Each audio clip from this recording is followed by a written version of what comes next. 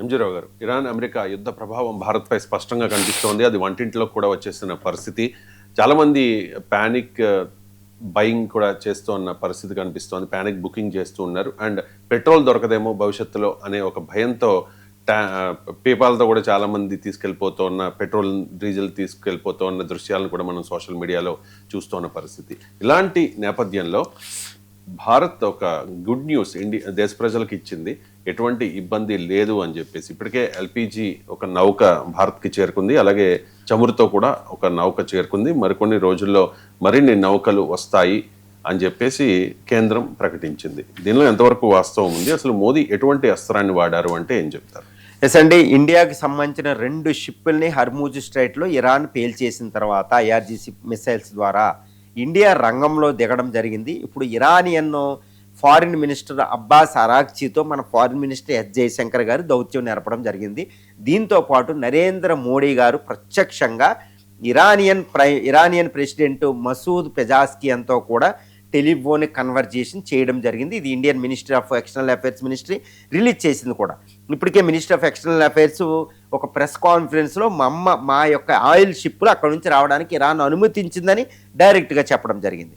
అంటే ఏంటి, ఇండియా ఒక అద్భుతమైన దౌత్యాన్ని చేసింది. అదేంటి, ఒక పక్కన అమెరికా, ఇజ్రాయెల్, గల్ఫ్ దేశాలకు సపోర్ట్ చేస్తూనే ఇటువైపు ఇరాన్తో కూడా మనం దౌత్యం నేర్పి మన యొక్క షిప్పులు, ఆయిల్ షిప్పులే కాదండి, మన పరిమెల్లో పుష్పక్కులు ఆల్రెడీ ఇండియా చేరుకున్నాయి. దీంతో పాటు ఒక ఎల్ఎన్జి ట్యాంకర్ షిప్ కూడా ఇండియా చేరుకుంటుంది అనేది తెలుస్తుంది. అది హర్మూజ్ స్ట్రైట్ని దాటడం కూడా జరిగింది.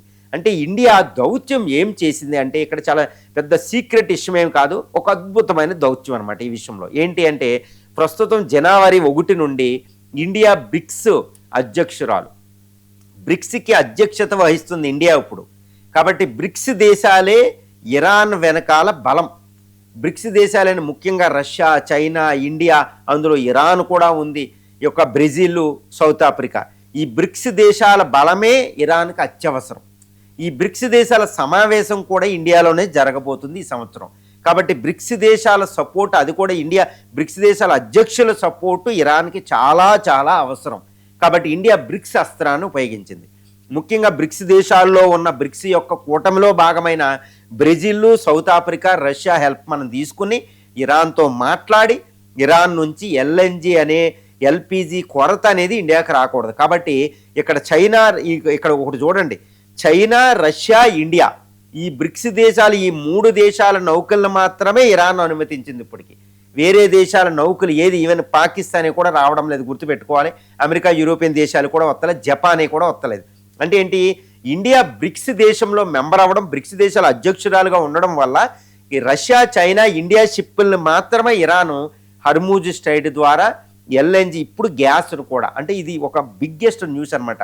ఒకవేళ ఆయిల్ ఆగిపోతే ఇక్కడ రష్యా నుంచో, అమెరికా నుంచో, వెనిజులా నుంచో మనం పూరించుకోగలుగుతాం ఎక్కువ రేట్ అయినా. కానీ ఎల్ఎన్జి అక్కడ నుంచి 90% వస్తుంది, ఖతార్, బహ్రైన్. అక్కడ నుంచి మనకి రాకపోతే ఇక మన గ్యాస్ లేదండి, వేరే చోట నుంచి పూరించుకోలేం. కాబట్టి గ్యాస్ కొరతతో చాలా ఇబ్బంది పడుతుంది. ఇండియా ఆర్థిక వ్యవస్థ స్తంభించిపోద్ది, జనజీవనం స్తంభించిపోద్ది. ఇప్పటికే టీ షాపులు, రెస్టారెంట్లు అన్నీ కూడా క్లోజ్ అవ్వాల్సిన పరిస్థితి. పానిక్ బయ్యింగ్, గ్యాస్ ఎలా ఉందో చూస్తున్నాం మనకు తెలిసిన విషయమే. 45 రోజులు రూరల్ ఏరియాలో బుకింగ్కి లేదు గ్యాప్, 25 రోజులు సిటీలో కమర్షియల్ గ్యాస్ సప్లై లేదు, హాస్పిటల్కి అత్యవసర మాత్రమే ఇస్తున్నారు. రిఫైనింగ్లో గ్యాస్ సరఫరా పెంచమన్నాం, కానీ అది సరిపోదు ఇండియా అవసరాలకి. కాబట్టి కంపల్సరీ మనకి ఎల్ఎన్జి రావాలి. అందుకని డైరెక్ట్గా ప్రైమ్ మినిస్టరే డైరెక్ట్ పెజాస్కియన్తో మాట్లాడి, అక్కడ ఐఆర్జీసీ ఫోర్సెస్ అన్నిటితో మాట్లాడి, ఇరానియన్తో, నేవీతో మాట్లాడి మనం అంతా చాలా జాగ్రత్తగా పగడ్బందీగా తెచ్చుకుంటున్నాం. It one of the biggest news అండి. తర్వాత ఇండియా ఇరాన్ వైపు లేకుండా, ఇటు లేకుండా, ఇరాన్కి వ్యతిరేకంగా యుఎన్ఓలో తీర్మానానికి సపోర్ట్ చేసి కూడా ఇరాన్కి వ్యతిరేకంగా మనం గ్యాస్ ఇది తెచ్చుకుంటున్నాం. ఇరాన్ కూడా భారతదేశాన్ని వ్యతిరేకించలేదు, ఎందుకంటే అమెరికా, రష్యా, చైనాలతో పాటు ఇండియా సపోర్ట్ దానికి అవసరం. ఇండియా తటస్థంగా ఉన్న, ఇండియా వ్యతిరేకం అవడం మాత్రం ఇరాన్ అస్సలు భరించలేదు. పైగా బ్రిక్స్ అధ్యక్షురాలుగా ఇండియా ఉంటే మాత్రం అది భరించలేదు. కాబట్టి ఇండియాకి ఆ కన్సెషన్ అవి ఇచ్చేశారు. కాబట్టి ఇది ఒక ఇండియా గుడ్ న్యూస్. మోడీ చాలా చాకచక్యంగా, చాలా జాగ్రత్తగా ఈ ఎల్ఎన్జి సప్లైని ఆయిల్తో పాటు మనం హర్మూజ్ స్ట్రైట్ ద్వారా తెస్తున్నాం. It's a very very good news for the Indians అండి.